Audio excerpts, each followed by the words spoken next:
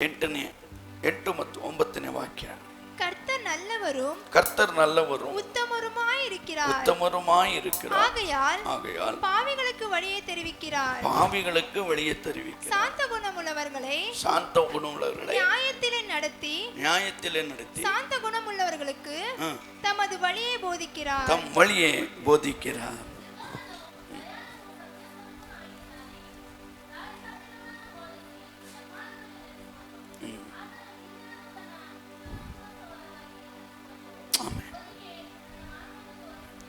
Amen. ಯೆಹೋವನು ದಯಾಳುವು ಸತ್ಯ ಸ್ವರೂಪನೂ ಆಗಿದ್ದಾನೆ. ಯೆಹೋವನು ದಯಾಳುವು ಸತ್ಯ ಸ್ವರೂಪನೂ ಆಗಿದ್ದಾನೆ. ದಾರಿ ತಪ್ಪಿದವರನ್ನು ಬೋಧಿಸಿ ಸನ್ಮಾರ್ಗದಲ್ಲಿ ನಡೆಸುವನು. ಆತನು ದೀನರನ್ನು ತನ್ನ ವಿಧಿಗನುಗುಣವಾಗಿ ನಡೆಸುವನು. ಅವರಿಗೆ ತನ್ನ ಮಾರ್ಗವನ್ನು ತೋರಿಸುವನು ಎಂಬುದಾಗಿ ದೇವರ ವಾಕ್ಯದಲ್ಲಿ ನೋಡ್ತೇವೆ. ಹಲ್ಲೆಲೂಯಾ. ಈ ವಾಕ್ಯದಲ್ಲಿ ಯೆಹೋವನು ದಯಾಳುವು ಸತ್ಯ ಸ್ವರೂಪ. ಆತನು ದಯಾಳು, ಆತನು ದಯೆ ತೋರಿಸುವನು. ಯಾವಾಗಲೂ ಆತನು ಸತ್ಯ ಸ್ವರೂಪನು. ಸತ್ಯಕ್ಕೆ ಮಾತ್ರ ಆತನ ದೇವರು. ನಾವು ಸತ್ಯವನ್ನು ಬಿಟ್ಟು ಹೋಗುವಾಗ ನಮ್ಮನ್ನು ಬಿಟ್ಟು ದೂರ ನಿಲ್ತಾರೆ. ಯಾವಾಗ ನಾವು ಸತ್ಯದಲ್ಲೇ ನಡೀತೀವೋ ಆ ಸತ್ಯದಲ್ಲಿ ನಮ್ಮ ಜೊತೆಗಿದ್ದು ನಮಗೆ ದಾರಿ ತಪ್ಪಿದವ್ರನ್ನ ಬೋಧಿಸಿ ಸನ್ಮಾರ್ಗದಲ್ಲಿ ನಮ್ಮನ್ನು ನಡೆಸ್ತಾರೆ ಎಂಬುದಾಗಿ. ಆತನು ದೀನರನ್ನು ತನ್ನ ವಿಧಿಗನುಗುಣವಾಗಿ ನಡೆಸುವನು. ಅವರಿಗೆ ತನ್ನ ಮಾರ್ಗವನ್ನು ತೋರಿಸು. ಹಲ್ಲೆಲೂಯಾ. ನಮಗೆ ಬೋಧಿಸಿ ಸನ್ಮಾರ್ಗದಲ್ಲಿ ನಡೆಸುವಂಥ ದೇವರಾಗಿದ್ದಾರೆ. ಅದರಿಂದ ಆತನು ಹೇಳುವಂಥ ಒಂದೊಂದು ಮಾತಿಗೂ ಕಿವಿಗೊಟ್ಟು ಸೊಲ್ರು ಒಬ್ಬರು ವಾರ್ತೆಗೂ ಸವಿಸಾಯ್ತಾ ನಮ್ಮ ಆಶೀರ್ವದಿಕಪಡು. ಆತನು ಹೇಳುವಂಥ ಒಂದೊಂದು ಮಾತಿಗೂ ಅವನು ಬೋಧಿಸುವ ಸನ್ಮಾರ್ಗದಲ್ಲಿ ನಡೆಸುವನು. ನಮಗೆ ಬೋಧಿಸ್ತಾನೆ ನಾವು ಹೇಗಿರಬೇಕು, ಹೇಗೆ ನಡಿಬೇಕು, ಹೇಗೆ ಜೀವಿಸಬೇಕು ಅಂತೇಳಿ. ಹಲ್ಲೆಲೂಯಾ. ಅದರಿಂದ ನಮಗೆ ಆತನು ಬೋಧಿಸಿ ನಮ್ಮೊಟ್ಟಿಗೆ ಮಾತನಾಡಿ ಅನೇಕ ವಿಷಯಗಳನ್ನ ನಮಗೆ ತಿಳಿಸುವಂತೆ ಆತನ ಮಾತಿನ ಪ್ರಕಾರ ನಾವು ಜೀವಿಸುವರಾಗಿ ಇನ್ನೂ ಭಯದಲ್ಲೂ ಇನ್ನೂ ಭಕ್ತಿಯಲ್ಲೂ ನಾವು ಜೀವಿಸುವರಾಗಿರೋಣ. ಹಲ್ಲೆಲೂಯಾ. ಇವತ್ತು ದೇವರ ವಾಕ್ಯದ ಜ್ಞಾನಕ್ಕೋಸ್ಕರ ಅಪೊಸ್ತಲರ ಕೃತ್ಯದಲ್ಲಿ 9ನೇ ಅಧ್ಯಾಯ 6ನೇ ವಾಕ್ಯವನ್ನು ನಾವು ಇವತ್ತು ತೆಗೆದುಕೊಳ್ಳೋಣ. ಅಪೊಸ್ತಲರ ಕೃತ್ಯ 9:6. அவன் நடுங்கி திகைத்து ஆண்டவரே நான் என்ன செய்ய சித்தமாயிருக்கிறீர் என்றான். அதற்கு கர்த்தர் நீ எழுந்து பட்டணத்துக்குள்ளே போ, நீ செய்ய வேண்டியது அங்கே உனக்கு சொல்லப்படும் என்றார்.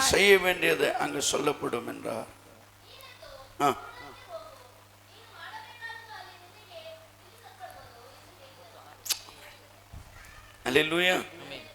ನೀನೆದ್ದು ಊರೊಳಕ್ಕೆ ಹೋಗು, ನೀನು ಮಾಡಬೇಕಾದದ್ದು ಅಲ್ಲಿ ನಿನಗೆ ತಿಳಿಸಲ್ಪಡೆ ಎಂದು ಹೇಳಿದನು. ಆಮೇಲೆ ಇಲ್ಲಿ ಅಪೊಸ್ತಲನಾದ ಪೌಲನಿಗೆ ದೇವರ ವಾಕ್ಯ ಇಲ್ಲಿ ಹೇಳಲ್ಪಡ್ತದೆ. ಏನಂತ ಹೇಳಿದ್ರೆ ಆತನು ಹೇಳಿದ್ದನ್ನ ಕೇಳಬೇಕು. ಈಗ ಪೌಲನು ದೇವರ ವಿರೋಧವಾಗಿ ಎದ್ದು ಎಲ್ಲ ದೇವ್ರ ಮಕ್ಕಳಿಗೆ ವಿರೋಧವಾಗಿ ಅವ ಹಿಡಿದು ಸೆರೆಮನೆಗೆ ಹಾಕಕ್ಕೆ ಬರುವಾಗ ದೇವರು ಯೇಸು ಸ್ವಾಮಿ ಅವನನ್ನು ಸಂಧಿಸ್ತಾರೆ. ಅಲ್ಲೆಲ್ಲೂ ಹೇಳ್ರಿ, ಅಲ್ಲೆಲ್ಲೂಯ್ಯ.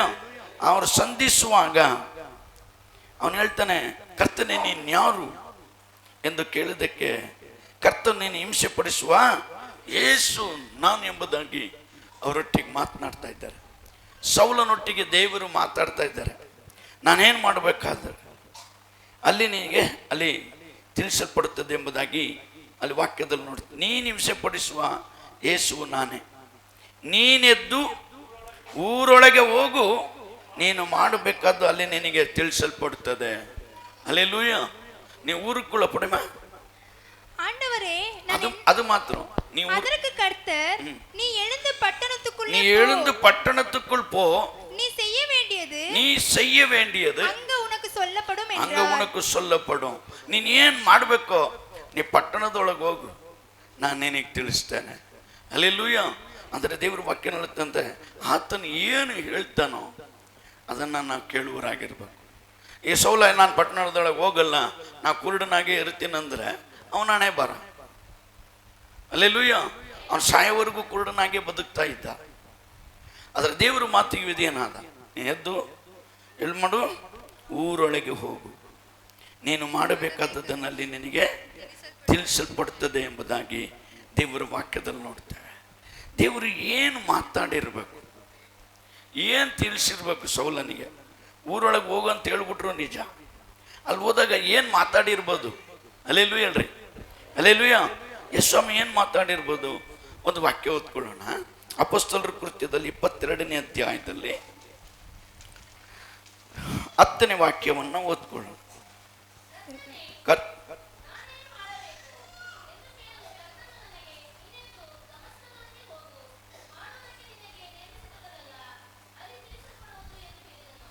அப்பொழுது நான், ஆண்டவரே, நான் என்ன செய்ய வேண்டும் என்றேன். நான் என்ன செய்ய வேண்டும் என்று அதற்கு கர்த்தர், நீ எழுந்து தமஸ்குவுக்கு போ, நீ செய்யும்படி நியமிக்கப்பட்டதெல்லாம் அங்கு உனக்கு சொல்லப்படும் என்றார். ಆಮೆನ್.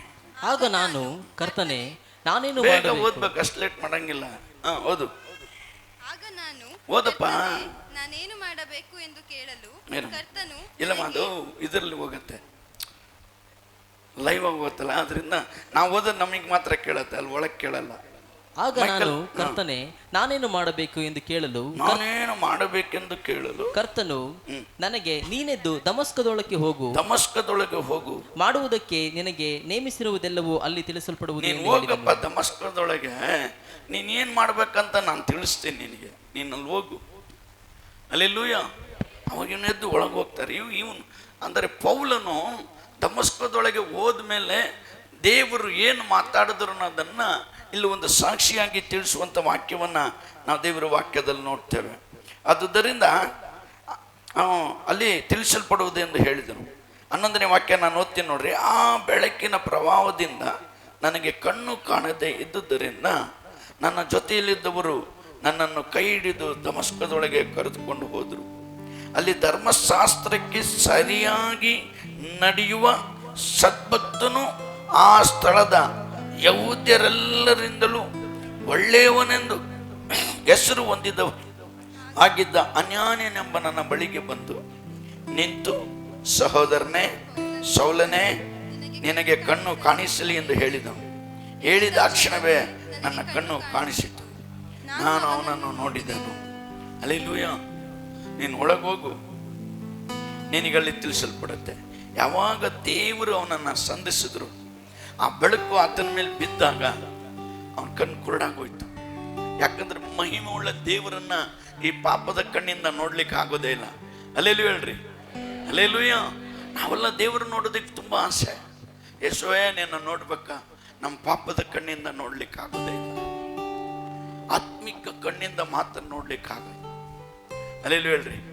ಆ ಆತ್ಮಿಕ ಕಣ್ಣು ಬಿಚ್ಚಲ್ಪಟ್ರೆ ಯೇಸುವನ್ನ ಮುಖವಾಗಿ ದರ್ಶಿಸ್ಬೋದು, ಮುಖವಾಗಿ ನೋಡ್ಬೋದು. ಆ ಮನಸ್ಸಿನ ಕಣ್ಣು ತೆರೆಯಲ್ಪಡಬೇಕು. ಪಾಪದ ಕಣ್ಣಿಂದ ನಾವು ನೋಡ್ಲಿಕ್ಕೆ ಸಾಧ್ಯನೇ ಇಲ್ಲ. ಸೌಲನು ಯಾಗ ದೇವರ ಮಹಿಮೆಯನ್ನ ನೋಡಿದ್ನೋ, ಆ ಬೆಳಕನ್ನ ನೋಡಿದ್ನೋ, ಅವನ ಕಣ್ಣು ಕುರುಡಾಗಿ ಹೋಗ್ಬಿಡುತ್ತೆ. ಯಾಕಂದ್ರೆ ಮಹಿಮೆ ಉಳ್ಳ ದೇವರನ್ನು ನೋಡೋದು ಅಸಾಧ್ಯ. ಕಣ್ಣು ಕುರುಡಾಯ್ತು. ನೀನು ಒಳಗೆ ಹೋಗ್ಬೋದು. ಅನಾನ್ಯ ಬಸು ಮನುಷ್ಯ ಬರ್ತಾರೆ, ನಿನಗಾಗಿ ಪ್ರಾರ್ಥನೆ ಮಾಡ್ತಾರೆ. ಹಲ್ಲೆಲೂಯಾ. ನಿನಗೆ ಕಣ್ಣು ಬರುತ್ತೆ. ಅಲ್ಲಿ ಹೇಳುವಂಥ ಮಾತನ್ನು ನಾವು ದೇವರ ವಾಕ್ಯದಲ್ಲಿ ನೋಡ್ತೇವೆ. ಹಲ್ಲೆಲೂಯಾ. ಆಗ ಅವನು ಒಳಗೆ ಹೋಗ್ತಾನೆ, ಅನನ್ಯ ಬಂದು ಪ್ರಾರ್ಥನೆ ಮಾಡ್ತಾರೆ. ಆಮೇಲೆ 14ನೇ ವಾಕ್ಯ ಓದೋಣ.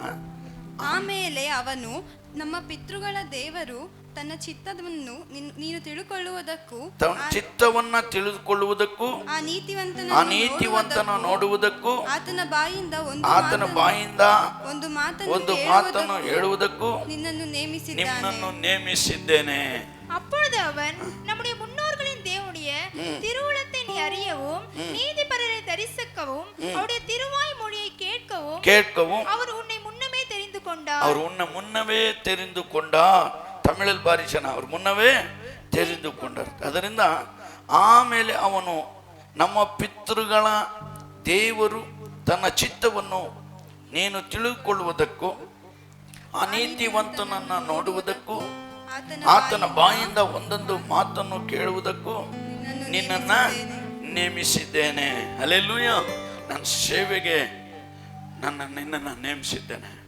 ನಮ್ಮ ಪಿತೃಗಳು ಅವರ ಚಿತ್ತವನ್ನು ನೆರವೇರುವಂತೆ ಪಿತೃಗಳ ದೇವರ ಚಿತ್ತವನ್ನು ನೀನು ತಿಳಿದುಕೊಳ್ಳುವುದಕ್ಕೆ ಹಲ್ಲೆಲೂಯಾ. ಇದೆಲ್ಲ ಸೌಲನಿಗೆ ಟೀಚ್ ಮಾಡಲ್ಪಡುತ್ತೆ. ನೀನು ಒಳಗೆ ಹೋಗು, ಹಲ್ಲೆಲೂಯಾ, ನಿನಗೆಲ್ಲ ತಿಳಿಸಲ್ಪಡುತ್ತೆ. ನೀನು ಕಂಡು ಕೇಳಿದ ವಿಷಯದಲ್ಲಿ ಎಲ್ಲ ಮನುಷ್ಯರ ಮುಂದೆ ಆತನಿಗೆ ಸಾಕ್ಷಿಯಾಗಿರಬೇಕು. ಈಗ ನೀನೇಕೆ ಸಾವಕಾಶ ಮಾಡುತ್ತಿ? ಎದ್ದು ಆತನ ಹೆಸರನ್ನು ಹೇಳಿ ದೀಕ್ಷಾಸ್ನಾನ ಮಾಡಿಸಿಕೊಂಡು ನಿನ್ನ ಪಾಪಗಳನ್ನು ತೊಳೆದು. ಹಲ್ಲೆಲೂಯಾ. ದೇವರು ಸಂಧಿಸಿದ್ರು, ಮಾತನಾಡಿದ್ರು. ದೇವರ ಮಹಿಮೆಯನ್ನು ನೋಡಕ್ಕಾಗದೆ ಕುರುಡನಾದ ನಿನ್ನನ್ನು ಯಾಕೆ ಕರ್ಕೊಂಬಂದೆ?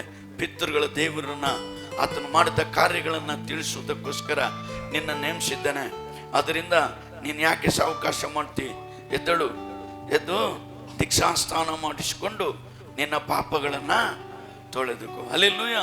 ದೇವರು ಯಾರನ್ನ ಕರೆದ್ರು, ದರ್ಶನದಲ್ಲೋ ಯಾವುದರಲ್ಲೂ ನಮ್ಮ ಅರಿಯದೆ ತಿಳಿದಿರುವವರಿಗೆ ಕರೆಯುವಾಗ ನಮ್ಮ ಪಾಪ ತೊಳೆಯಲ್ಪಡಬೇಕು. ದೀಕ್ಷಾಸ್ನಾನದ ಮೂಲಕ ನಮ್ಮ ಪಾಪ ತೊಳೆಯಲ್ಪಡಬೇಕು. ಅದಕ್ಕೆ ಸೌಲನಿಗೆ ಹೇಳ್ತಿದ್ದಾರಪ್ಪ, ನೀನೇಕೆ ಸಾವಕಾಶ ಮಾಡುತ್ತಿ? ಎದ್ದು ಆತನ ಹೆಸರನ್ನು ಹೇಳಿಕೊಳ್ಳುವನಾಗಿ ದೀಕ್ಷಾಸ್ನಾನ ಮಾಡಿಸಿಕೊಂಡು ನಿನ್ನ ಪಾಪಗಳನ್ನು ತೊಳೆದುಕೋ ಅಂದನು. ಹಲ್ಲೆಲೂಯಾ. ನಿನ್ನ ಪಾಪಗಳನ್ನು ತೊಳೆದುಕೋ.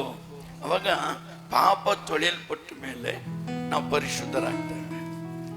ಯಾಕಂದ್ರೆ ನಾವು ಹುಟ್ಟಿದ್ದೇ ಪಾಪದಿಂದ.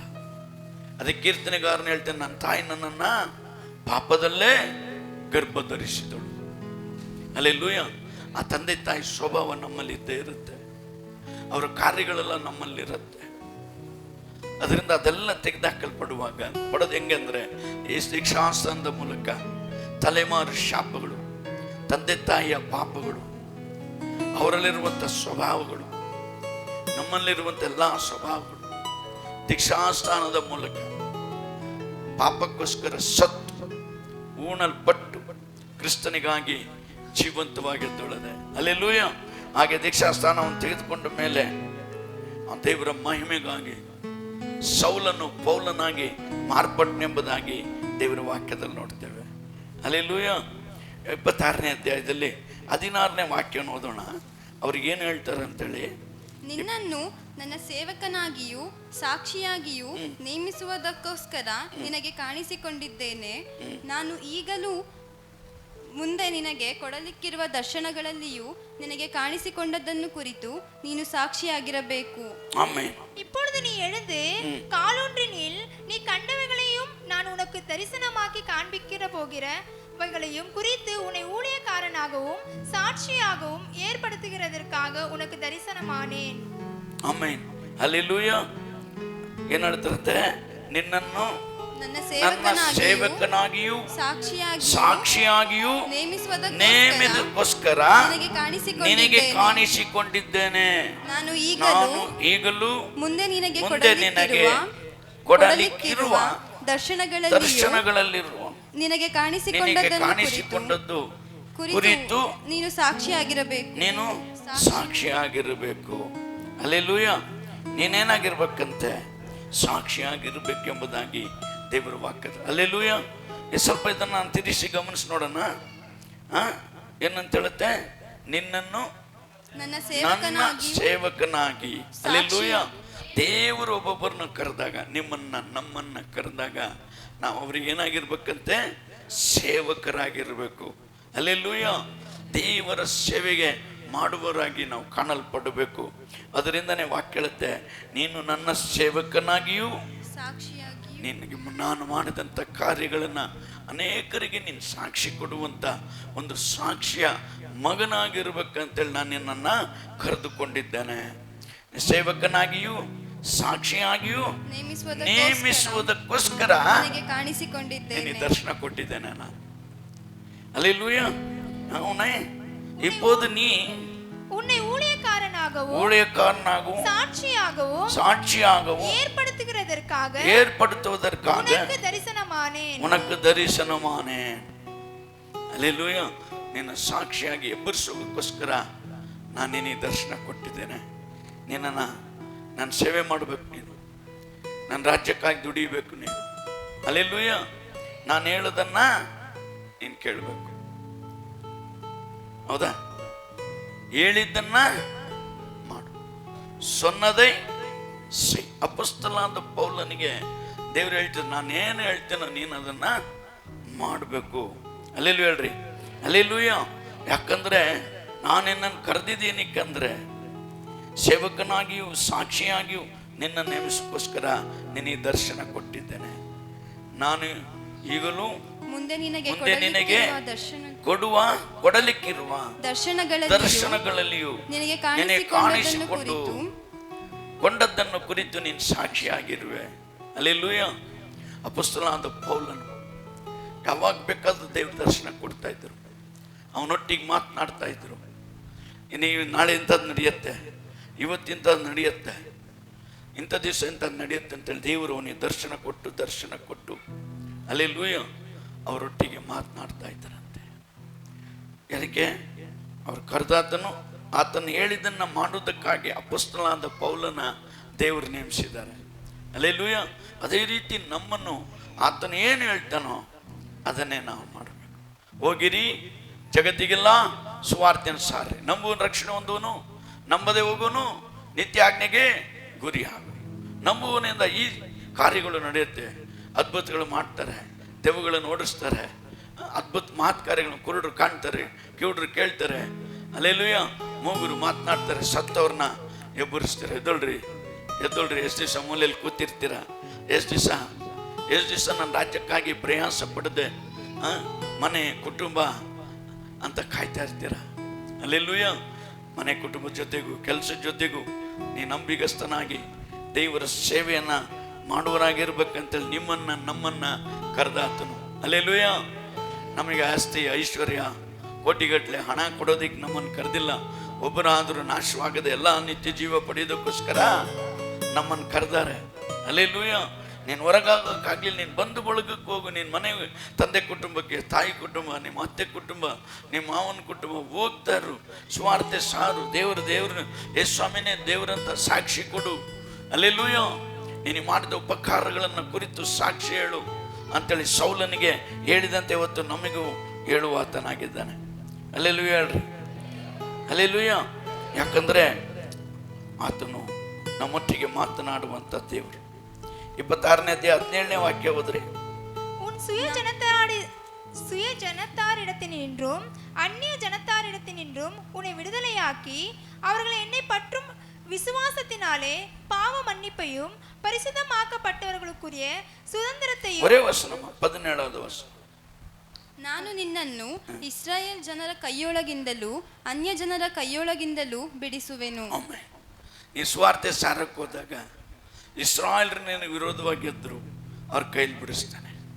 ಅನ್ಯರು ನಿನಗೆ ವಿರೋಧವಾಗಿ ಎದ್ರು, ಅವ್ರ ಕೈಯಿಂದ ನಿನ್ನನ್ನ ಬಿಡಿಸ್ತಾನೆ. ಅಲ್ಲೆಲ್ಲೂಯ್ಯ. ಕರೆದಾತನು ನಂಬಿಗಸ್ತ. ಸೌಲನಿಗೆ ಕರೀತಾ ಇದ್ದಾರೆ, ಇಸ್ರಾಯೇಲ್ರ ಕೈಯಿಂದ ನಿನ್ನ ಬಿಡಿಸ್ತಾನೆ, ಅನ್ಯರ ಕೈಯೊಳಗಿಂದನೂ ನಿನ್ನನ್ನು ಬಿಡಿಸ್ತೇನೆ. ಯಾಕಂದ್ರೆ ಇವತ್ತು ಅದೇ ವಾಕ್ಯ ನಮಗೂ ನಿಮಗೆ. ನಾವು ಸುವಾರ್ತೆ ಸಾರುವಾಗ ಅನ್ಯರ ಕೈ ಆಗಲಿ, ನಮ್ಮ ಬಂಧು ಬಳಗದ ಕೈ ಆಗಲಿ, ನಮಗೆ ವಿರೋಧವಾಗಿ ಕೈ ಎದ್ದೇಳದಂತೆ, ನಮಗೆ ವಿರೋಧವಾಗಿ ಎದ್ದೇಳದಂತೆ ಅಲ್ಲೆಲ್ಲೂಯ್ಯ ಆತ ನಮ್ಮನ್ನು ನಡೆಸುವಾತನಾಗಿದ್ದಾರೆ. ಅದರಿಂದ ಹೇಳಿದ್ದನ್ನ ಕೇಳು. ಆತನೇನು ಹೇಳ್ತಾನೋ ಸೌಲನಿಗೆ ಉಪದೇಶ ಮಾಡ್ತಿದ್ದಾರೆ.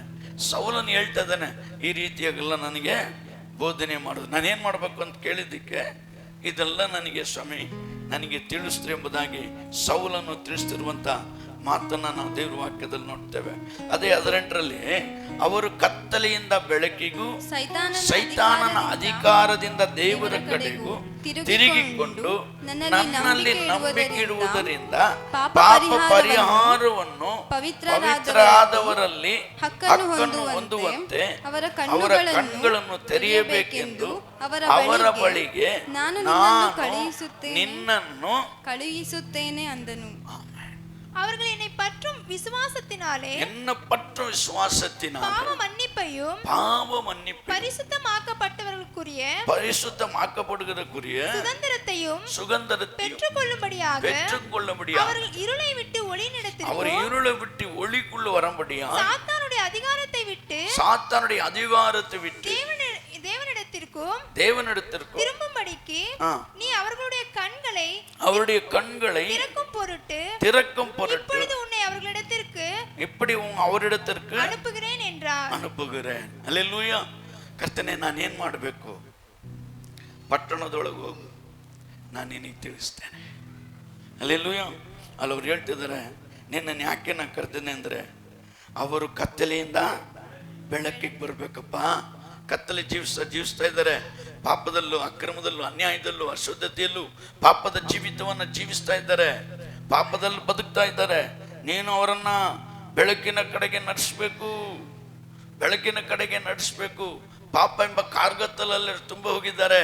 ಪಾಪ ಎಂಬ ಕಾರ್ಗತ್ತಲೆ ಅವರನ್ನು ಆವರಿಸಿಕೊಂಡಿದೆ. ಅವರ ದಿಕ್ಕು ತೋಚದಂತಿದ್ದಾರೆ. ನೀನು ಅವರಿಗೆ ಈ ಬೆಳಕನ್ನು ಕುರಿತು ತಿಳಿಸ್ಬೇಕು. ಅಲ್ಲೆಲ್ಲೂಯ್ಯ. ಆ ಬೆಳಕೆ ಕ್ರಿಸ್ತನು ಎಂಬುದಾಗಿ ಹೇಳ್ಬೇಕು. ಆದಿಯಲ್ಲಿ ವಾಕ್ಯವಿತ್ತು, ದೇವರ ಬಳಿಯಲ್ಲಿತ್ತು, ಆ ವಾಕ್ಯ ದೇವರಾಗಿತ್ತು, ಅದು ಮನುಷ್ಯರಿಗೆ ಬೆಳಕಾಗಿತ್ತು. ಆ ಬೆಳಕು ಕತ್ತಲೆಯನ್ನ ಆವರಿಸು. ಆ ಬೆಳಕನ್ನ ಆ ಮಕ್ಕಳಿಗೆ ತಿಳಿಸು ಹೇಳ್ಕೊಡ್ತಿದ್ದಾರೆ. ಸೌಲನಿಗೆ ದೇವರು ತಿಳಿಸ್ತಿದ್ದಾರೆ. ಆಮೇಲೆ ಸೈತಾನನ ಅಧಿಕಾರದಿಂದ ದೇವರ ಕಡೆಗೆ ತಿರುಗಿಕೊಂಡು ಅಲ್ಲೆಲ್ಲೂಯ್ಯ. ಸೈತಾನ ಕೈಯಲ್ಲಿ ಸಿಕ್ಕಾಕೊಂಡ್ರೆ ಕುಡುಕತನ, ವಿಚಾರತನ, ವೇಸಿತನ, ಮಾಟ, ಮಂತ್ರ, ಅಶ್ರುತ, ಗಾಂಜಾ, ಅಫೀಮು, ಇದರೆಲ್ಲ ಅವ್ರು ಸಿಕ್ಕಾಕೊಂಡ್ಬಿಟ್ಟಿದ್ದಾರೆ. ಸೈತಾನ ಅವ್ರಿಗೆ ಸಿಕ್ಕಿಸ್ಬಿಟ್ಟಿದ್ದಾನೆ. ಸೈತಾನ ಅಧಿಕಾರದಲ್ಲಿ ಅವರೆಲ್ಲ ಸಿಕ್ಕಾಕೊಂಡ್ಬಿಟ್ಟಿದ್ದಾರೆ. ನೀನೇನು ಮಾಡ್ಬೇಕಂದ್ರೆ ಅವರನ್ನ ದೇವರ ಕಡೆಗೆ ತಿರುಗಿಸಿಕೊಂಡು ನನ್ನಲ್ಲಿ ನಂಬಿಕೆ ಇಡುವುದರಿಂದ ಅವರನ್ನ ಅಂದ್ರೆ ಕ್ರಿಸ್ತನಲ್ಲಿ ನಂಬಿಕೆ ಇಡುವ ಹಾಗೆ, ನನ್ನನ್ನು ನಂಬುವ ಹಾಗೆ ನೀನು ಅವರಿಗೆ ವಾಕ್ಯ ಹೇಳ್ಬೇಕು, ಆ ಸತ್ಯವನ್ನು ತಿಳಿಸ್ಬೇಕು. ಆಗೇನಾಗತ್ತಂತೆ, ಪಾಪ ಪರಿಹಾರವನ್ನು ಪವಿತ್ರರಾದವರಲ್ಲಿ ಪಾಪ ಪರಿಹಾರ ಆಗತ್ತೆ ಯಾವಾಗ ಯೇಸುವನ್ನ ಸ್ವಂತ ರಕ್ಷಕನಾಗಿ ಅಂಗೀಕರಿಸ್ತಾರೋ, ಯಾವಾಗ ಯೇಸುವಿನ ಮೇಲೆ ನಂಬಿಕೆ ಇಡ್ತಾರೋ, ಆ ಪಾಪ ಎಂಬ ಕತ್ತಲೆ ಹೋಗಿ ಆ ಬೆಳಕು ಅವನೊಳಗೆ ಬರುವಾಗ, ಅಲ್ಲೆಲ್ಲೂಯ್ಯ, ಅವ್ರು ಪವಿತ್ರರಾದವರಲ್ಲಿ ಹಕ್ಕನ್ನು ಹೊಂದುವಂತೆ, ಆಗ ಯೇಸುವಿನ ರಕ್ತ ನಮ್ಮ ಪಾಪ ಎಲ್ಲ ತೊಳೆದು ಅವರನ್ನು ಪವಿತ್ರರಾಗುವಂತೆ ಮಾಡಿ ಹಕ್ಕನ್ನು ಹೊಂದುವಂತೆ ಅವರ ಕಣ್ಣುಗಳನ್ನು ತೆರೆಯಬೇಕೆಂದು ಅವರ ಬಳಿಗೆ ನಿನ್ನನ್ನು ಕಳಿಸುತ್ತೇನೆ. ಯಾಕಂದ್ರೆ ಕಣ್ಣು ಕುರುಡಾಗಿ ಹೋಗ್ಬಿಟ್ಟಿದೆ. ಸತ್ಯ ತಿಳಿದಿಲ್ಲ. ಸತ್ಯ ನೋಡೋ ಕಣ್ಣಲ್ಲ ಇದು. ಪಾಪ ನೋಡುವಂಥ ಕಣ್ಣು, ದೇವರನ್ನ ನೋಡುವಂಥ ಕಣ್ಣಲ್ಲ. ಅದರಿಂದ ಕಣ್ಣು ಕುರುಡಾಗ್ಬಿಟ್ಟಿದೆ. ಮನುಷ್ಯನ ಕಣ್ಣು ಕುರುಡಾಗಿದೆ. ಅಲ್ಲೆಲ್ಲೂಯ್ಯ. ಈ ಪ್ರಪಂಚದ ದೇವರಾದ ಸೈತಾನನು ಸತ್ಯವನ್ನು ತಿಳಿದಂತೆ ಮನಸ್ಸಿನ ಕಣ್ಣನ್ನ ಮಂಕು ಮಾಡಿದ್ದಾರೆ. ಅಲ್ಲೆಲ್ಲೂಯ್ಯ. ಆ ಕಣ್ಣು ಬಿಚ್ಚಲ್ಪಡದೆ ಅವ್ರ ಕಾರ್ಗತ್ತಲೆಯಲ್ಲಿ ಇರೋದ್ರಿಂದ ನೀನನ್ನು ಕಳಿಸ್ತಾ ಇದ್ದೇನೆ. ಅವರ ಕಣ್ಗಳನ್ನು ತೆರೆಯಬೇಕೆಂದು ಅವರ ಬಳಿಗೆ ನಾನು ನಿನ್ನನ್ನು ಕಳಿಸ್ತಾ ಇದ್ದೇನೆ. ಅಲ್ಲೆಲ್ಲೂ ಹೇಳೋಣ, ಅಲ್ಲೆಲ್ಲೂಯ್ಯ. ಯಾಕಂದ್ರೆ ಆ ಕತ್ತಲೆಯಿಂದ ಅವ್ರು ಹೊರಗೆ ಬರಬೇಕಾಗಿತ್ತು. ಆ ಕತ್ತಲೆ ಜೀವಿತದಿಂದ ಅವ್ರು ಹೊರಗೆ ಬರಬೇಕಾಗಿತ್ತು. ಅದರಿಂದ ಸೌಲನಿಗೆ ದೇವ್ರು ಹೇಳ್ತಾರೆ, ನಾನೇನು ಹೇಳ್ತೇನೋ ನೀನು ಅದನ್ನು ಮಾತ್ರ ಮಾಡು. ಯಾವಾಗ ಆತನ ಹೇಳಿದ ಮಾತನ್ನು ಯಾರು ಕೇಳ್ತಾರೋ ಅವ್ರ ಜೀವಿತದಲ್ಲಿ ಒಂದು ದೊಡ್ಡ ಆಶೀರ್ವಾದವನ್ನು ನಾವು ನೋಡ್ಲಿಕ್ಕಾಗತ್ತೆ. ಅಲ್ಲೆಲ್ಲೂಯ್ಯ. ಯಾಕಂದ್ರೆ ಆತನ ಮಾತನ್ನು ಕೇಳುವರಾಗಿರ್ಬೇಕು. ಯೋಹಾನ್ ಸುವಾರ್ತೆಯಲ್ಲಿ ಒಂದು ವಾಕ್ಯ ಜ್ಞಾಪಕ ಮಾಡ್ಕೊಳ್ಳೋಣ. 9ನೇ ಅಧ್ಯಾಯ, ಯೋಹಾನ್ ಸುವಾರ್ತೆ 9ನೇ ಅಧ್ಯಾಯದಲ್ಲಿ 6 ಮತ್ತು 7 ವಾಕ್ಯ ನೋಡೋಣ. இவைகளை சொல்லி அவர் தரையிலே துப்பி உமிழ் நீரினால் சேருண்டாக்கி அந்த சேற்றை குருனுடைய கண்களுக்கு பூசி நீ போய் சீலோவாம் குளத்திலே கழுவு என்றார். சீலோவாம் என்பதற்கு அனுப்பப்பட்டவன் என்று அர்த்தமாம். அப்படியே அவன் போய் கழுவி பார்வை ಅಡೆದವನಾಗಿ ತಿರುಗಿ ಬಂದಾನ್. ಆಮೆನ್. ಇದನ್ನು ಹೇಳಿ ನೆಲದ ಮೇಲೆ ಉಗುಳಿ ಆ ಉಗುಳಿನಿಂದ ಕೆಸರು ಮಾಡಿ ಆ ಕೆಸರನ್ನು ಅವನ ಕಣ್ಣುಗಳಿಗೆ ಹಚ್ಚಿ ನೀನು ಸೀಲೋವಾ ಕೊಳಕ್ಕೆ ಹೋಗಿ ತೊಳಕೋ ಅಂದನು. ಸೀಲೋವಾ ಎಂಬ ಮಾತಿಗೆ ಕಳುಹಿಸಲ್ಪಟ್ಟವನು ಎಂದರ್ಥ. ಅವನು ಹೋಗಿ ತೊಳಕೊಂಡು ಕಣ್ಣು ಹೊಂದಿದವನಾಗಿ ಬಂದನು. ಆಮೆನ್. ಅಲ್ಲೆಲ್ಲೂಯ್ಯ. ಅಲ್ಲಿ ನೋಡ್ರಿ, ಯೇಸುಸ್ವಾಮಿ ಒಬ್ಬ ಕುರುಡನನ್ನು ನೋಡ್ತಾರೆ. ಅವನನ್ನು ಹತ್ತಿರ ಕರೆದು, ಅಲ್ಲೆಲ್ಲೂಯ್ಯ, ನೆಲದಲ್ಲಿ ಉಗುಳಿ ಅದನ್ನು ಕೆಸರು ಮಾಡಿ ಆ ಕೆಸರನ್ನು ಅವನ ಕಣ್ಣಿಗೆ ಹಚ್ಚಿ ನೀನು ಸಿಲೋವ ಕೊಳಕ್ಕೆ ಹೋಗಿ ತೊಳ್ಕೊ. ಹಲ್ಲೆಲೂಯ. ನಾನು ಹೋಗಲ್ಲ, ನಾನು ಯಾಕೆ ಕೆಸರು ಹಚ್ಕೋಬೇಕು? ಥೂ, ಕೆಸರು ಹಚ್ಬಿಟ್ರ ನನಗೆ. ಹಲ್ಲೆಲೂಯ. ನನಗೆ ಬೇಡಪ್ಪ ಅಂತ ಅವ್ನು ಒರೆಸ್ಕೋಬೋದಾಗಿತ್ತು. ಅವನು ಒರೆಸ್ಕೊಳ್ಳಿಲ್ಲ. ದೇವರಲ್ಲಿ ಹೋಗು, ಸಿಲೋವ ಕೊಳದಲ್ಲಿ ಹೋಗಿ ನಿನ್ನ ಕಣ್ಣನ್ನು ತೊಳಕು ಅಂದರೆ ಇದರ ಅರ್ಥ ಏನು? ಆತನು ಏನು ಹೇಳಿದನೋ ಅದನ್ನು ಮಾಡಿದ್ರೆ ಮಾತ್ರ ನಮ್ಮ ಜೀವಿತದಲ್ಲಿ ಆಶೀರ್ವಾದ. ಆಗ ಅವನು ಹೋದನು, ನೀನು ಸಿಲೋವ ಕೊಳಕ್ಕೆ ಹೋಗಿ ತೊಳಕೋ ಅಂದ. ಸಿಲೋವ ಎಂಬ ಮಾತಿಗೆ ಕಳುಹಿಸಲ್ಪಟ್ಟವನು ಎಂದ ನಾವೆಲ್ಲರೂ ಕಳಿಸಲ್ಪಟ್ಟವರು. ಹಲ್ಲೆಲೂಯ. ತಮಿಳನ್ನ சொல்லுமா நாமெல்லாம் ಅನುಪಪಟ್ಟವர்கள், ಕ್ರಿಸ್ತುಕಾಗ ಅನುಪಪಟ್ಟವರು, ಕ್ರಿಸ್ತನಿಗಾಗಿ ನಾವೆಲ್ಲರೂ ಕಳಿಸಲ್ಪಟ್ಟವರು. ಹಲ್ಲೆಲೂಯ. ನಮ್ಮ ಮುಂದೆ ಇದ್ದಂಥ ಪಿತೃಗಳು ಹಾಗೆ ಕಳಿಸಲ್ಪಟ್ಟದ್ರಿಂದ ನಾವು ಇವತ್ತು ರಕ್ಷಣೆ ಹೊಂದಿದ್ದೀವಿ. ನಾವು ದೇವರನ್ನ ಕಂಡುಕೊಂಡು ಯಾರ ಮೂಲಕನೂ ಯೇಸುವನ್ನ ತಿಳ್ಕೊಂಡು. ಅಲ್ಲೆಲ್ಲಿ ಹೇಳ್ರಿ, ಇವತ್ತು ನಿನ್ನ ಮೂಲಕ ಅನೇಕರು ತಿಳ್ಕೊಳ್ಬೇಕು, ನೀನು ಕಳಿಸಲ್ಪಡಬೇಕು. ನೀನು ಸೇವೆ ಮಾಡೋಕ್ಕೆ ಸೇವಕರಾಗೋದಕ್ಕಿಂತ ನೀನು ದೇವರು ಹೇಳಿದಂಥ ಮಾತನ್ನು ಕೇಳಿ ಈ ಸ್ವಾರ್ಥ ಎಂಬ ಮಾತನ್ನು ಸಮಯ ಸಿಕ್ಕಾಗ ಆತನಿಗೆ ಸಾಕ್ಷಿಯಾಗಿ ಆತನು ಮಾಡಿದ ಅದ್ಭುತಗಳನ್ನ ನೀನು ಹೇಳಿದ್ರೇ ಸಾಕು. ಹಲ್ಲೆಲೂಯ. ಅದು ಒಂದು ಸೇವೆನೇ, ಅದು ಒಂದು ಸೇವೆನೇ. ಅದರಿಂದ ದೇವ್ರ ವಾಕ್ಯ ಹೇಳುತ್ತೆ ಏನಂತೇಳಿ ಅಂತಾಳೆ, ಸಿಲೋವ ಕೊಳಕ್ಕೆ ತೊಳೆದುಕೋ, ಸಿಲೋವ ಎಂಬ ಮಾತಿಗೆ ಕಳಿಸಲ್ಪಟ್ಟವನೆಂದರ್ಥ. ಕಳಿಸಲ್ಪಡಬೇಕು ನಾವೆಲ್ಲರೂ. ಹಲ್ಲೆಲೂಯ. ನಾವೆಲ್ಲ ಕಳಿಸಲ್ಪಡಬೇಕು. ಕಳಿಸಲ್ಪಟ್ಟಿಲ್ಲ ಅಂದ್ರೆ ನಾವು ಎಲ್ಲಿರ್ತೀವೋ ಅಲ್ಲೇ ಇರ್ತೀವಿ. ಅವನು ಹೋಗಿ ತೊಳಕೊಂಡು ಕಣ್ಣು ಹೊಂದಿದವನಾಗಿ ಬಂದನು. ಹಲ್ಲೆಲೂಯ. ನಾನು ತೊಳ್ಕಲ್ಲ, ನಾನು ಹೋಗಲ್ಲ ಅಂತ ಹೇಳಿದ್ರೆ ಅವನ ಜೀವನಮಾನವೆಲ್ಲ ಅವನು ಕುರುಡನಾಗಿ ಇರ್ತಿದ್ದ.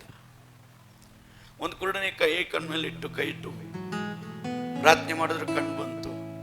ಅವರು ಚಿತ್ತ ಅವ್ರ ಮನಸ್ಸಲ್ಲಿ ಏನಿದೆ ಅದನ್ನೇ ಮಾಡ್ತಾರೆ. ಹಲ್ಲೆಲೂಯ. ಇವನಿಗೆ ಕೆಸರು ಹಚ್ಚಬೇಕು ಅಂತ ತಂದೆ ಅಂದ ದೇವರು ಎಷ್ಟು ಸಮಯಕ್ಕೆ ಹೇಳಿರ್ಬೇಕೇನೋ. ಅವಾಗ ನಾನು ತಂದೆ ಚಿತ್ತವನ್ನು ನೆರವೇರ್ಸಕ್ಕೆ ಬಂದಿದ್ದೇನೆ ಅಂತೇಳಿ ಆ ಎಂಜಿಲ್ ಮಾಡಿ ಅವ್ರ ಕಣ್ಣಿಗೆ ಕೆಸರನ್ನು ಹಚ್ಚಿರ್ಬೋದು. ಅಲ್ಲೆಲ್ಲೂ ಹೇಳ್ರಿ, ಯಾಕಂದ್ರೆ ನಾನು ಏನೇ ಮಾಡೋದು ನನ್ನ ತಂದೆ ಚಿತ್ತ ಇಲ್ಲದೆ ನಾನು ಏನೂ ಮಾಡಲ್ಲ ಅಂತೇಳಿ. ಅದರಿಂದ ನಾವು ಏನೇ ಮಾಡಿದ್ರು ದೇವರ ಚಿತ್ತ ಇಲ್ಲದೆ ಯಾವುದನ್ನ ನಾವು ಮಾಡಕ್ಕೆ ಹೋಗ್ಬಾರ್ದು. ಹಲ್ಲೆಲೂಯ. ಆದರೆ ನಾವು ಏನೇ ಮಾಡಿದ್ರು ದೇವರ ಮಹಿಮೆಗೋಸ್ಕರ, ದೇವರ ರಾಜ್ಯಕ್ಕೋಸ್ಕರ ಮಾಡಲ್ಪಡುವ. ಯಾಕಂದರೆ ನಾವು ಒಬ್ಬೊಬ್ಬರು ಕಳಿಸಲ್ಪಟ್ಟವರು, ಕರೆಯಲ್ಪಟ್ಟವರು, ಕಳಿಸಲ್ಪಟ್ಟವರು. ಹೋಗಿರಿ, ಹಲ್ಲೆಲೂಯ, ಹೋಗಿರಿ ಜಗತ್ತಿಗೆಲ್ಲ. ನಾವೆಲ್ಲರೂ ಕಳಿಸಲ್ಪಟ್ಟವರು. ಅದಕ್ಕೆ ಆತನೇನು ಹೇಳ್ತಾನೋ ಆತನು ಹೇಳಿದ್ದನ್ನು ಮಾತ್ರ ಮಾಡಿಸ. ಸೊನ್ನದ ಸೈ ಅಪ್ಪ வாழ்க்கையில் பெருத்த ಆಶೀರ್ವಾದ. ಪಾಪ ನಿನ್ನ ಜೀವಿತದಲ್ಲಿ ಒಂದು ದೊಡ್ಡ ಆಶೀರ್ವಾದವನ್ನು ಮಾಡ್ತೀನಿ. ಅವ್ರು ಹೇಳಿದ್ದನ್ನು ನೀನು ಮಾಡದೆ ಹೋದ್ರೆ, ಈ ಪಾಪದ ಕೆಲಸ ಬೇಡ ಅಂತ ಹೇಳಿ ದೇವರು ಹೇಳಿದ್ದನ್ನು ನೀನು ಬೇಕಂತ ಮಾಡಿದ್ರೆ ನೀನು ಶಾಪದಲ್ಲೇ ಇರ್ತೀಯ ಅಂತ ಹೊರಗೆ ಬರೋಕ್ಕಾಗಲ್ಲ. ಆತನ ಏನು ಬೇಡ ಅಂತಾರ ಅದನ್ನು ನೀನು ಬಿಟ್ಬಿಡು. ಅವ್ರು எதை வானான்னு சொல்றாரு அதை விட்டுரு. நீ எதை செய்யின்னு சொல்றாரு அதை செய்து பார். உன் வாழ்க்கையில பெருத்த ஆசீர்வாதம் வரும். ಅವ್ರು ಯಾವುದನ್ನ ಮಾಡಬೇಡ ಅಂತ ನೀನು ಮಾಡ್ತೀಯ, ನೀನು ಶಾಪನೆ. ಅವರು ಮಾಡು ಅಂತ ಹೇಳಿದ್ದನ್ನು ನೀನು ಮಾಡುವಾಗ ನಿನ್ನ ಜೀವಿತದಲ್ಲಿ ದೊಡ್ಡ ಆಶೀರ್ವಾದವನ್ನು ನಾವು ಹೊಂದಿಕೊಳ್ಳುವರಾಗಿ ಕಾಣಲ್ಪಡುತ್ತೇವೆ. ಹಲ್ಲೆಲೂಯ. ಅದರಿಂದನೇ ಅದನ್ನು ಹೋಗಿ ಸಿಲೋವ ಕೊಳದಲ್ಲಿ ತನ್ನ ಏನು ಮಾಡಿದ್ನಂತೆ, ಕಣ್ಗಳನ್ನು ತೊಳೆದುಕೊಂಡನು. ಅವನಿಗೆ ಕಣ್ಣು ಬಂತು. ಹಲ್ಲೆಲೂಯ. ಅವನಿಗೆ ಕಣ್ಣು ಬಂತೆಂಬುದಾಗಿ ದೇವರ ವಾಕ್ಯ ಹೇಳಿದ್ದನ್ನ ಕೇಳಬೇಕು. ಹೋಗು, ತೊಳ್ಕೊಂಡ್ರೆ ತೊಳ್ಕೋಬೇಕು. ಹಲ್ಲೆಲೂಯ. ಬೇಡ ಈ ಪಾಪದ ಕೆಲಸ ಬಿಟ್ಬಿಡು ಅಂದ್ರೆ ಬಿಟ್ಬಿಡ್ಬೇಕು. ನಾವೇನೇ ಮಾಡಿದ್ರು ದೇವರ ಚಿತ್ತವನ್ನು ಫಸ್ಟ್ ಕೇಳ್ಬೇಕಪ್ಪ, ಇದನ್ನು ಮಾಡ್ಲಾ, ನಿನ್ನ ಚಿತ್ತ ಇದೆಯಾ? ನಿನ್ನ ಚಿತ್ತ ಇದ್ರೆ ನಾನು ತಿಳಿಸು ಅಂತೇಳಿ. ಹಲ್ಲೆಲೂಯ. ದೇವರ ಚಿತ್ತವಿಲ್ಲದೆ ನಾವು ಏನೇ ಮಾಡಿದ್ರು ನಮ್ಮ ಜೀವಿತದಲ್ಲಿ ಆಶೀರ್ವಾದ ಕಡಿಮೆನೆ. ಯಾಕಂದ್ರೆ ಆತನ ಸಹಾಯ ಇಲ್ಲದೆ ಹೋಗ್ಬಿಡುತ್ತೆ. ಅದರಿಂದ ಆತನ ಚಿತ್ತಕ್ಕೋಸ್ಕರ ನಾವು ಜೀವಿಸೋರಾಗಿ ನೋಡಬೇಕು. ಸಮಯ ಹೋಗ್ತದೆ. ಕಡೆಯದಾಗ ಒಂದು ವಾಕ್ಯವನ್ನು ಓದೋಣ. ಲೂಕನ ಬರೆದ ವಾರ್ತೆಯಲ್ಲಿ 17-14 ವಾಕ್ಯವನ್ನು ಓದೋಣ. 17-14. ಆತನು ಅವರನ್ನು ನೋಡಿ, ನೀವು ಹೋಗಿ ಯಾಜಕರಿಗೆ ಮೈ ತೋರಿಸಿಕೊಳ್ಳಿರಿ ಎಂದು ಹೇಳಿದನು. ಅವರು ಹೋಗುತ್ತಿರುವಾಗಲೇ ಶುದ್ಧರಾದರು. ஆமென். அவர்களை அவர் பார்த்து, நீங்கள் போய் ஆசாரியர்களுக்கு உங்களை காண்பீங்கள் என்றார். அந்தபடி அவர்கள் போகையில் சுத்தமானார்கள். ಆಮೆನ್. ಇಲ್ಲಿ ದೇವರ ವಾಕ್ಯದಲ್ಲಿ ನೋಡ್ತೇವೆ, ಆತನ ಯೆರೂಸಲೇಮಿಗೆ ಪ್ರಯಾಣ ಮಾಡುವಾಗ ಸಮಾರ್ಯ ಗಲಿಲಿಯ ಸೀಮೆಗಳ ನಡುವೆ ಹಾದು ಹೋದನು. ಒಂದು ಹಳ್ಳಿಗೆ ಬಂದಾಗ 10 ಮಂದಿ ಕುಷ್ಠರೋಗಿಗಳು ಆತನ ಎದುರಿಗೆ ಬಂದು ದೂರದಲ್ಲಿ ನಿಂತು, ಯೇಸುವೇ, ಗುರುವೇ, ನಮ್ಮ ಮೇಲೆ ದಯವಿಡು ಎಂದು ಕೂಗಿ ಹೇಳಿದರು. ಆತನು ಅವರನ್ನು ನೋಡಿ, ನೀವು ಹೋಗಿ ಯಾಜಕರಿಗೆ ಮೈಯನ್ನ ತೋರಿಸಿಕೊಳ್ಳ್ರಿ ಎಂದು ಹೇಳಿದನು. ಅವರು ಹೋಗುತ್ತಿರುವಾಗಲೇ ಶುದ್ಧರ. ನೀನ್ ಮುಟ್ಟಪ್ಪ, ನೀನ್ ಸುಖ ಕೊಡಪ್ಪ ಅಂತ ನೋಡಿದ್ರೆ ಯಾಜಕರ ಹತ್ರ ಕಳಿಸ್ತಿದ್ಯಲ್ಲ, ಆ ಯಾಜಕರು ನಮ್ಮನ್ನು ಸೇರಿಸ್ತಾರ, ಕಲ್ಲಲ್ಲಿ ನೋಡಿ ಸಾಯಿಸ್ಬಿಡ್ತಾರೆ. ಕುಷ್ಠರೋಗಿಗಳನ್ನು ಆ ಕಾಲದಲ್ಲಿ ಜನರು ಊರೊಳಗೆ ಕಂಡ್ರೆ ಕಲ್ಲಲ್ಲಿ ಓಡಿ ಸಾಯಿಸ್ತಾರೆ, ಕಲ್ಲಲ್ಲಿ ಹೊಡೆದು ಓಡಿಸ್ತಾ ಇದ್ರು. ಅಂತ ಭಯಂಕರವಾದ ರೋಗ, ಅಂತ ಭಯಂಕರವಾದ ಕುಷ್ಠರೋಗ. ಹಲ್ಲೆಲೂಯ. ಅಂತ ಕುಷ್ಠರೋಗಿಗಳು, ಅಪ್ಪ ದಯವಿಟ್ಟು ನಮಗೆ ಸುಖ ಕೊಡಂದಾಗ ಒಂದು ಕೆಲಸ ಮಾಡ್ರಿ, ಯಾಜಕರಿಗೆ ಹೋಗಿ ತೋರಿಸ್ರಿ, ಯಾಜಕರಿಗೆ ತೋರಿಸ್ರಿ ಅಂತ. ಅವ್ರೇನ್ ಮಾಡಿದ್ರಂತೆ, ಹಲ್ಲೆಲೂಯ ಎಂದು ಹೇಳಿದನು. ಅವರು ನಂಬಿಕೆಯಿಂದ ಹೋಗ್ತಾ ಇದ್ದಾರೆ. ಯೇಸು ಹೇಳ್ಬಿಟ್ಟಿದ್ದಾರೆ, ನಾವು ತೋರಿಸುವಾಗ ಎಲ್ಲ ಕುಷ್ಠರೋಗ ಇಲ್ದಂಗೆ ಹೋಗಿರುತ್ತೆ, ನಮ್ಮ ಕುಷ್ಠರೋಗ ಎಲ್ಲ ಸೌಖ್ಯ ಆಗ್ಬಿಡುತ್ತೆ. ಯೇಸು ಹೇಳಿದ್ದಾರೆ, ನೀವು ಹೋಗಿ ಯಾಜಕರಿಗೆ ತೋರಿಸ್ರಿ ಅಂತ. அல்லேலூய. அந்த தமிழ்ல படி மாத்தணும். ஆசாரியரிடத்துல உங்களை காண்பீங்கள் என்றார். அந்தபடி அவர்கள் போகையில் சுத்தமானார்கள். ಹೋಗೈಲೇ ಸುತ್ತಮಾನ. ನಮ್ಮ ಅವ್ರು ಹೇಳಿದ ಮಾತನ್ನ ಕೇಳಿ ಹೋಗುವಾಗಲೇ ಕುಷ್ಠರೋಗ ಸೌಖ್ಯ ಆಗ್ಬಿಡ್ತು. ಅಲ್ಲೇಲೂ ಹೇಳ್ರಿ, ಅಲ್ಲೇಲೂಯ. ನೀವು ಹೋಗ್ರಿ, ಯಾಜಕನಿಗೆ ತೋರಿಸ್ರಿ ಅಂತ ಹೇಳು.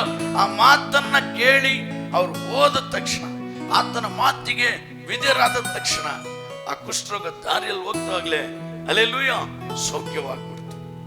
ಎಲ್ಲ ಎಲ್ಬಲ್ಲ ತಿಂದು ಮೋಟುಗೈ ಮೋಟುಗಾಲು, ಕಿವಿಲ್ದೆ ಮೂಗಿಲ್ದೆ ಇದ್ದಿರ್ಬೋದು, ಎಲ್ಲವೂ ಬೆಳೆದಿರ್ಬೇಕು. ಎಲ್ಲವೂ ಒಬ್ಬನು ಕ್ರಿಸ್ತನಲ್ಲಿದ್ದರೆ ನೂತನ ಸೃಷ್ಟಿಯಾದ, ಹಳೆ ಕುಷ್ಠರೋಗ ಹೋಗಿ ಎಲ್ಲವೂ ನೂತನವಾಯಿತು. ಹಲ್ಲೆಲೂಯಾ. ಆತನ ಒಂದು ಮಾತಿಗೆ ವಿಧೇಯರಾದ, ಆತನ ಹೇಳಿದ್ದನ್ನ ನಾವು ಕೇಳುವಾಗ ನಮ್ಮ ಜೀವಿತದಲ್ಲಿ ದೊಡ್ಡ ಆಶೀರ್ವಾದ. ಈ ಕುಷ್ಠರೋಗಿಗಳು ಒಂದೇ ನಂಬಿಕೆ, ಏಸು ಹೇಳಿದ್ದಾರೆ, ನಾವು ಹೋಗಿ ತೋರ್ಸೋಣ ನಡೀರಿ. ಯಾವಾಗ ಅವ್ರು ಹೇಳಿದ್ದನ್ನ ಕೇಳಿ 10 ಜನ ನಂಬಿಗಸ್ತರಾಗಿ ಹೋದ್ರು. ದಾರಿಯಲ್ಲೇ ಅವರು ಸುಖ ಹೊಂದಿದರು. ಅವ್ರ ಹಳೆ ಕುಷ್ಠರೋಗವೆಲ್ಲ ಹೋಗಿ ಎಲ್ಲ ನೂತನವಾಯಿತು. ಅಲ್ಲೆಲ್ಲೂ ಹೇಳ್ರಿ, ಒಬ್ಬನು ಕ್ರಿಸ್ತನಲ್ಲಿದ್ದರೆ ನೂತನ ಸೃಷ್ಟಿಯಾದನು. ಹಳೆ ಜೀವಿತ ನಮ್ಮನ್ನ ಬಿಟ್ಟು ಹೋಗ್ಬೇಕು. ನಾವು ಹಳೆ ಜೀವಿತ ಇನ್ನೇ ಇಟ್ಕೊಂಡಿದ್ರೆ ನಾವು ಯಾವ ಆಶೀರ್ವಾದ ಹೊಂದ್ಕೊಳಕ್ಕಾಗಲ್ಲ. பழைய வாழ்க்கை, பழைய ஜீவிதத்தை இன்னும் நீ உள்ள வச்சுனே இந்த நம்ம வாழ்க்கையில பெருத்த ஆசீர்வாதத்தை காணவே முடியும். அல்லேலூயா. ಎಲ್ಲ ಹೊಸದಾಗಬೇಕು, ಎಲ್ಲ ಹೊಸದಾಗಬೇಕು. ಕುಷ್ಠರೋಗಿಗಳು ಕೈಗಳು ಕಾಲುಗಳು ತಲೆಯಿಂದ ಅಂಗಾಲೂರಿಗೆಲ್ಲ ಹೊಸದಾಗಿ ಬದಲಾಯಿತು. ನೂತನ ಸೃಷ್ಟಿಯಾದರು. ಸಂತೋಷವಾಗಿ ಮನೆಗೆ ಹೋದ್ರು. ಹೇಳಿದ ಒಂದು ಮಾತಿಗೆ, ಹಲ್ಲೆಲೂಯಾ, ಹೋಗಿರಿ ಯಾಜಕರಿಗೆ ತೋರಿಸ್ರಿ ಅಂತ ಹೇಳಿದ ಒಂದು ಮಾತಿಗೆ ಅವ್ರು ವಿಧೇಯರಾಗಿ ಹೋದುದರಿಂದ ಹಲ್ಲೆಲೂಯಾ ಅವರು ಕುಷ್ಠರೋಗ ದಾರಿಯಲ್ಲೇ ಎಂದು ಹೇಳಿದನು. ಅವ್ರು ಹೋಗುತ್ತಿರುವಾಗಲೇ ದಾರಿಯಲ್ಲೇ ಶುದ್ಧರಾದರು. ಹಲ್ಲೆಲೂಯಾ. ಒಂದು ಮಾತು ಸಾಕು, ಅವ್ರು ಹೇಳಿದ್ದನ್ನ ಕೇಳು. ಸೊನ್ನதை ಸೈ, ಹೇಳಿದ್ದನ್ನ ಮಾಡು. ಹಲ್ಲೆಲೂಯಾ. ಅದರಿಂದ ಸೌಲನನ್ನ ಕರೆದು ಅವನ ಜೀವಿತದಲ್ಲಿ ನಾವೆಲ್ಲ ಓದ್ತಿದ್ದೇವೆ. ಅಪೊಸ್ತಲನಾದ ಪೌಲನ ಚರಿತ್ರೆಯಲ್ಲಿ ನೋಡ್ರಿ. ಆಮೇಲೆ ದೇವರು ಅವನಿಗೆಲ್ಲ ವಾಕ್ಯವನ್ನ ತಿಳಿಸಿ ನಡೆಸಿದ ಮೇಲೆ ಭಯಂಕರ ಸೇವೆ ಮಾಡಿದ್ರು. 14 ಪತ್ರಿಕೆಗಳನ್ನು ಬರೆದರು. ಹಲ್ಲೆಲೂಯಾ. ಸಮುದ್ರಗಳಲ್ಲಿ, ನೀರುಗಳಲ್ಲಿ, ಸೆರೆಮನೆಗಳಲ್ಲಿ, ಊಟವಿಲ್ಲದೆ, ಅನ್ನವಿಲ್ಲದೆ, ವಸ್ತ್ರವಿಲ್ಲದೆ, ಹಲ್ಲೆಲೂಯಾ ಇದ್ದಾಗಲೂ ದೇವರ ಮಹಿಮೆಗಾಗಿ, ದೇವರ ರಾಜ್ಯಕ್ಕಾಗಿ ಅವ್ರು ಹೇಳಿದ ಒಂದು ಮಾತಿಗೆ, ನೀನು ನನ್ನ ಸೇವೆ ಮಾಡು ಅಂತ ಹೇಳಿದ ಮಾತಿಗೆ ವಿಧೇಯನಾಗಿ ಸಾಯೋವರೆಗೂ ಸೌಲನ ಮಾತನ್ನ ಕಾತ್ಕೊಂಡ್ರು. ಹಲ್ಲೆಲೂಯಾ. ಅದೇ ರೀತಿ ನಮ್ಮನ್ನ ಕರೆದು ನಾನು ಹೇಳಿದ್ದನ್ನ ನೀನು ಮಾಡು ಅಂತ ಹೇಳುವಾಗ ನಾವು ಅದನ್ನು ಕೇಳಿ ಅದನ್ನು ಬಲವಾಗಿ ಹಿಡಿದುಕೊಳ್ಳುವುದಾದ್ರೆ ನಮ್ಮ ಜೀವಿತ ಇಹದಲ್ಲೂ ಪರದಲ್ಲೂ ನಾವು ಆಶೀರ್ವಾದವಾಗಿರ್ತೇವೆ. ಹಲ್ಲೆಲೂಯಾ. ಅದರಿಂದ ಹೇಳಿದ್ದನ್ನ ಕೇಳು, ಹೇಳಿದ್ದನ್ನ ಕೇಳು. ಖುಷಿಯಾಗಿ ಕೇಳಿದ್ರು. ಶಿಲುವ ಕೊಳದಲ್ಲಿ ತಲೆ ಕಣ್ಣನ್ನ ತೊಳ್ಕೊಂಡ್ರು, ತೊಳ್ಕೊಂಡ್ರು. ಹಲ್ಲೆಲೂಯಾ. ವಿಧೇಯತೆ. ಯಜ್ಞ ಹೋಮಗಳಿಗಿಂತ ಮಾತು ಕೇಳುವುದು ಉತ್ತಮ. ಯಜ್ಞ ಹೋಮಕ್ಕಿಂತ ಮಾತು ಕೇಳುವುದು. ಬಲಿಗಳಿಗೆ ಪಾರ್ಕಿலும் செவி கொடுப்பது நல்லது. ಅಲ್ಲೇ ಅದರಿಂದ ಈ ವಾಕ್ಯದ ಮೂಲಕ ಆತನ ನಮಗೆ ತಿಳಿಸ್ತಾನೆ. ನಮಗೇನು ಹೇಳ್ತಾರೋ ಅದನ್ನು ಕೇಳಿ ಅದ್ರ ಪ್ರಕಾರ ನಾವು ನಡೆಯುವಾಗ ನಮ್ಮ ಜೀವಿತದಲ್ಲಿ ದೊಡ್ಡ ಆಶೀರ್ವಾದವನ್ನು ನಾವು ಕಾಣ್ತೇವೆ. ಹಲ್ಲೆಲೂಯಾ. ಅದಕ್ಕೆ ಹೋದವರ ಹೇಳಿದ ಅಬ್ರಹಾಮನಿಗೆ ಒಂದು ಮಾತು ಹೇಳಿದ್ರು, ನೀನು ನಾನು ತೋರಿಸುವಂಥ ದೇಶಕ್ಕೆ ಹೋಗು ಅಂತ ಹೇಳಿದ್ರು ಅಷ್ಟೇ. ಅದು ಯಾವ ದೇಶ, ಅದು ಕಾಡ, ಬೆಟ್ಟನ, ಗುಡ್ಡನ ಗೊತ್ತಿಲ್ಲ, ಹೊರಟು ಬಂದರು. ಹಲ್ಲೆಲೂಯಾ. ಅದಂದರೆ ಅಬ್ರಹಾಮನು ಇಹದಲ್ಲೂ ಪರದಲ್ಲೂ ಅವರ ಹೆಸರನ್ನು ದೇವರು ಬರೆದಿಟ್ಟಿದ್ದಾರೆ. ಹಾಗಾಗಿ ನಾವು ಆತನ ವಿಧೇಯರಾಗಿ ನಡೆಯೋದಾದರೆ ಇಹದಲ್ಲೂ ನಮ್ಮ ಹೆಸರಿರುತ್ತೆ, ಪರದಲ್ಲೂ ಜೀವಬಾಧ್ಯರ ಪಟ್ಟಿಯಲ್ಲಿ ನಮ್ಮ ಹೆಸರು ಬರೆಯಲ್ಪಟ್ಟಿರುತ್ತೆ. ಹಲ್ಲೆಲೂಯಾ. ದೇವರ ವಾಕ್ಯವನ್ನು ಆಶೀರ್ವದಿಸಲಿ. ನಾವೆಲ್ಲರೂ ಮೊಣಕಾಲೂರೋಣ. ಕೇಳಿದ ವಾಕ್ಯಕ್ಕೋಸ್ಕರ ನಾವು ಪ್ರಾರ್ಥನೆ ಮಾಡೋಣ. ಒಬ್ಬರು ಪ್ರಾರ್ಥನೆ ಮಾಡ್ರಿ.